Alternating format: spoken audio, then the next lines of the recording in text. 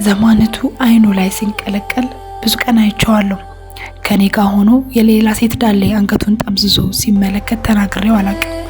እውነት ለመናገር ወድጄው ነበር። ከዚህ አመሉ ሌላ ሁሉ ነገሩ የሚወደድ ነው። አለባበስ ያውቅበታል፣ ወሬ ያምርበታል፣ በተለይ ሲስቅ ቀልብ ይሰርቃል። ስራ ሲባል ልቡ ይሸፍታል። የስራ ሰው ነው። ለዚህ ነው ድክመቱን እያወቅኩ 1 ዓመት ያፈቀርኩት። አንድ ቀን ላገባሽ ፈልጋለሁ ሲል እራት እየበላን ጠየቀኝ። ለምን እንደሆነ እንጃ ደስታ ቀደመኝ። ሳቅ ሳቃለኝ። እዛው ትንሽ የቀለበት ፕሮግራም አድርገን ለመጋባት ቀን ቆርጠን ተለያየን። አምሮዬ አልፈጠንሽም? ቆይ አስቢበት፣ ተረጋጊ፣ በደንብ አጥኚ እያለ እየወተወተኝ ቆየው። ብሰማውም አልተቀበልኩትም። እያብሰለሰልኩ ሳምንታት ተቆጥረው የቀጠረኝ ሆቴል ልቤ እየፈራ ዘንጬ ተገኘው። ጓደኞቼን ጨምሮ ጥቂት ሰዎች ሆቴሉ ውስጥ ገባው። ሆቴሉ በጭብጨባና በሳቅ ተሞላ። ከፊት ለፊቴ በቀይ አበባ ተንቆጠቆጠው ልዩ ቦታ ላይ ነጭ የለበሰው ፍቅረኛ ይቆማል። ልክ ወደሱ እንደተጠጋው ግን ተንበርክኮ የቀለበት ሳጥኑን እንደከፈተው ድንገት ከኋላ አንዲት ሴት ድምጽ ተሰማ።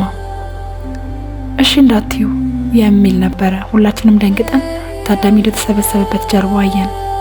የቆመው ሰው ሁሉ እየከፈተ በዊልቸር የምትሄድ ፊቷ በማለት ተጠብሶ ያደፈት ሽት የለበሰች ጥቁር ሻሽ የተከናነበች ሴት አጠገባችን ደርሳ ሁሉም በያለበት ረጭ ብሎ ክፍሉ ኦና የሆነ ያህል ሆኗል።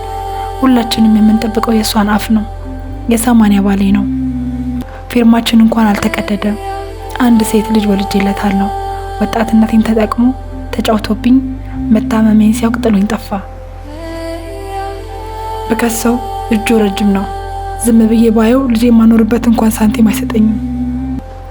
ከኩላሊት ህመሜ ጋር እየታገልኩ ገፍትሮ ጥሎኝ በህመሜ ላይ ህመም የሰጠኝ እሱ ነው። ሰባር አድርጎ አጨልሞኝ ከርቶኝ የሄደው እሱ ነው። ሁሉንም ነገር እከታተላለሁ። አንቺም እንዳትሸወጂ። ይኸው ፍረዱኝ በልጅ አምላክ። እንባዋ መንታ ሆኖ እየወረደ ስታለቅስ አብረን አለቀስን። አጅሬ አንገቱን ሰብሮ እንደተንበረከከ ነው።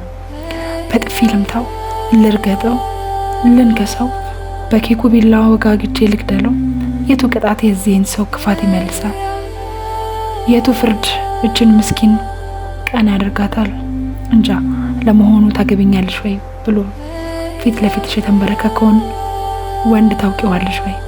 ኃላፊነት የሚሰማው የሚያከብርሽ እንደ ሴትነትሽ በወንድነቱ አክብሮሽ የሚያኖርሽ መሆኑን ታምኝበታለሽ ወይ? እሺ ብላለች ከመባሉ በፊት፣ ጣትሽ ላይ ቀለበት ከመግባቱ በፊት አንቺና እሱ ተግባብታችኋል ወይ? ታውቂዋለሽ ወይ?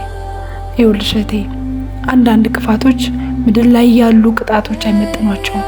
ትዳር ከማያውቁት ጋር ትዳር ሳይሆን ረመጥ ነው።